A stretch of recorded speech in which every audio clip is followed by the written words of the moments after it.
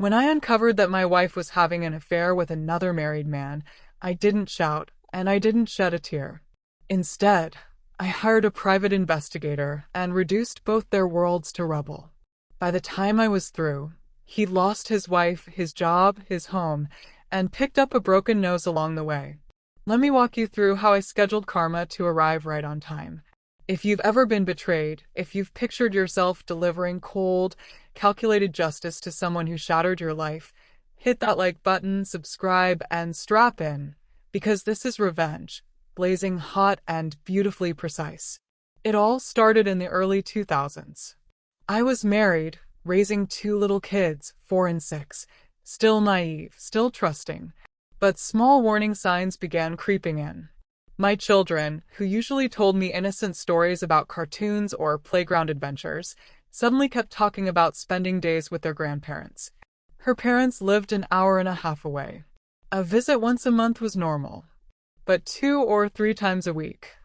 No chance, especially since she only worked part-time. When I casually asked her about it, her voice assured me nothing was wrong. Her eyes told another story.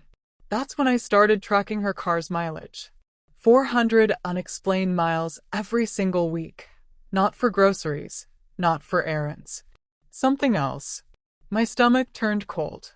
Then one day, fate handed me a gift. She'd left her AOL password scribbled on a sticky note by the family computer, in her handwriting, unmistakable loops and curves. I logged in. Dozens of emails. Her and her college best friend laughing about how she was sleeping with her high school ex. They bragged about the thrill, mocked his wife for gaining weight after kids. I didn't scream. I didn't confront her. I quietly printed every message and kept my mouth shut. A friend of mine, a police officer, connected me with Ron, a former cop turned private investigator. I gave him the emails, her routine, her excuses. Within a week, Ron had everything. Photographs, dates, times. The pattern was clear. Drop the kids at her parents', have lunch with the ex, disappear into a roadside motel for hours, then collect the kids like nothing happened. And him? Let's call him Bob. Married, 3 kids, vice president of sales at his father-in-law's company. A picture-perfect life, and plenty to lose. I wasn't just going to expose my wife. I was going to take Bob apart, piece by piece. First, I hired a divorce lawyer. My approach was careful, calculated. I knew family courts barely cared about cheating, but I refused to let my kids grow up in the chaos I'd endured as a child. Then came my final move.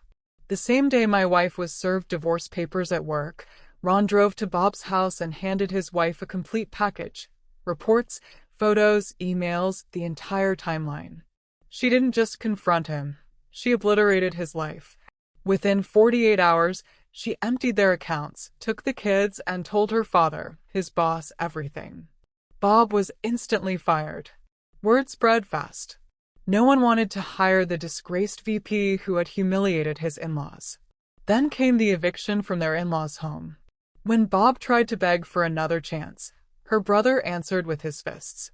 Broken nose, restraining order, police reports, criminal charges, followed by jail time. After that, Bob vanished completely. His ex-wife flourished, eventually taking over her father's company when he retired. I finalized my divorce, kept things civil, and devoted myself to raising my kids. They're grown now, and I have no contact with my ex. Not out of hatred, but because there's nothing left to say. She made her choices. I just made sure karma showed up early. Bob lost his marriage, his career, his home, his reputation, and a little blood. He thought he could sleep with my wife and walk away untouched. He miscalculated. I didn't explode. I didn't lose control.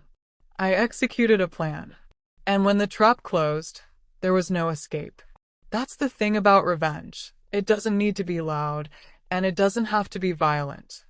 Sometimes, the most satisfying payback is giving people just enough rope to hang themselves. If that sent chills down your spine, hit like and leave a comment. What's the most satisfying revenge story you've ever heard?